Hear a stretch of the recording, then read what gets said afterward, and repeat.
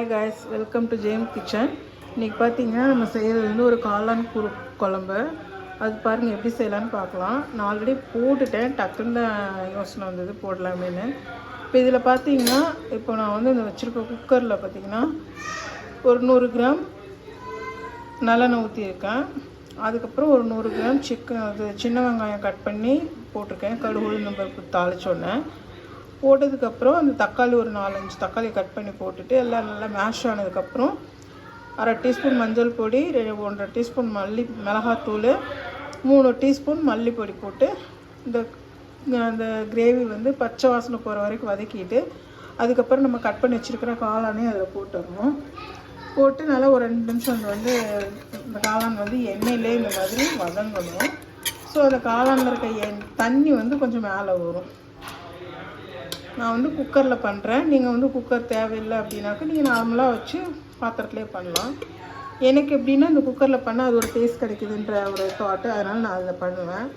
அதுக்கப்புறம் பார்த்திங்கன்னா நம்ம வச்சு அரைச்சி வச்சுருக்கிற தேங்காயில் பார்த்திங்கன்னா என்ன போட்டிருக்கோன்னா தேங்காயில் ஆஸ் யூஷுவலாக எப்போயும் போடுற மாதிரி தான். இப்போ குருமாக்கெலாம் நான் ஒரு இது சொல்லுவேன், ரெசிபி சொல்லுவேன் இல்லையா, ஸோ அந்த மாதிரி தான்.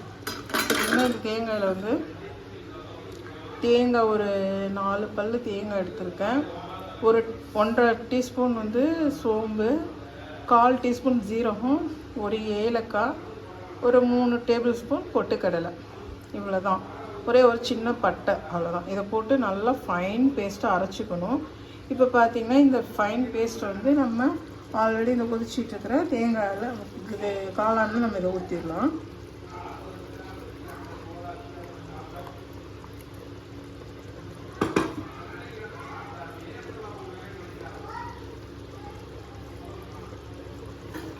தேங்காயுமே பார்த்திங்கன்னா நல்லா இந்த எண்ணெயில் வதங்கிடணும். ரொம்ப நாள் வச்சு கைஸ் நான் வீடியோ போட்டு இன்றைக்கி போடுறேன். நீங்கள் தயவு செஞ்சு இது நாள் வரைக்கும் நீங்கள் எனக்கு சப்ஸ்கிரைப் பண்ணலன்னா என்னோடய சேனலில் பார்க்குறவங்களா இருந்தீங்கன்னாக்கா எனக்கு வந்து சப்ஸ்கிரைப் பண்ணுங்கள், பெல் பட்டன் தட்டுங்க, ஷேர் பண்ணுங்கள், கமெண்ட் பண்ணுங்கள்.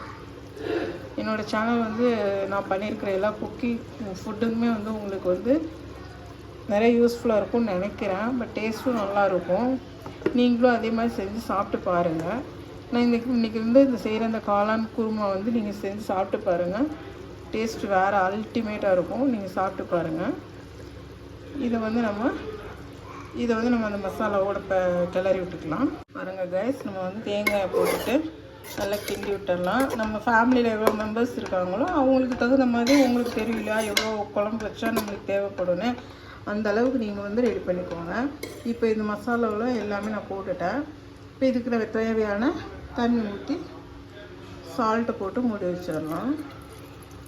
நான் தண்ணி ஊற்றிருக்கேன். நான் உங்கள்கிட்ட காட்டுற பாருங்க, என் ஃபேமிலிக்கு இது போதும் அப்படின்ற மாதிரி நான் வந்து தண்ணி ஊற்றிருக்கேன். இந்த மாதிரி இருந்தால் எனக்கு ஓகே. இதில் நம்ம சால்ட்டு போட்டுக்கலாம். இப்போது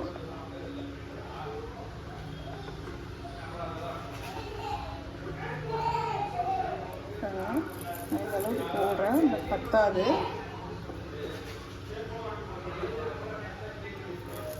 ஓகேண்ணா, திருப்பி இதுவும் பத்தலைன்னா வேணும்னா நம்ம வந்து சாப்பிடும்போது சாப்பிட்டு பார்த்துட்டு பத்தலைன்னா நம்ம போட்டுக்கலாம் கைஸ்.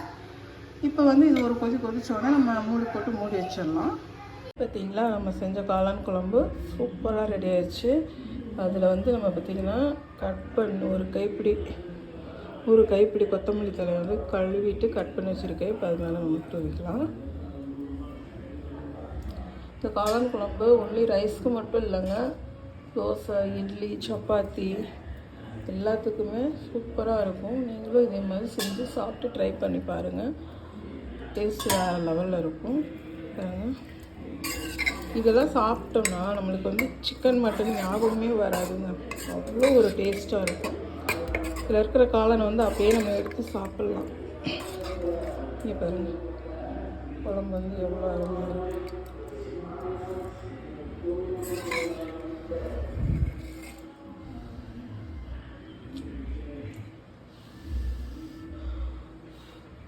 பாருங்கள் காளான் குழம்பு எப்படி இருக்குன்னு பாருங்கள். நான் வந்து இன்றைக்கி சிப்பி காளான் எடுத்திருக்கேன். பட்டன் காளான் வாங்கினா சிப்பி காளான் குழம்பு. நீங்களும் இதேமாதிரி செஞ்சு சாப்பிட்டு பார்த்துட்டு எனக்கு சொல்லுங்கள். செஞ்சு சாப்பிட்டு பாருங்கள் தயவு செஞ்சு. பட் டேஸ்ட் அல்டிமேட்டாக இருக்கும். தேங்க்யூ.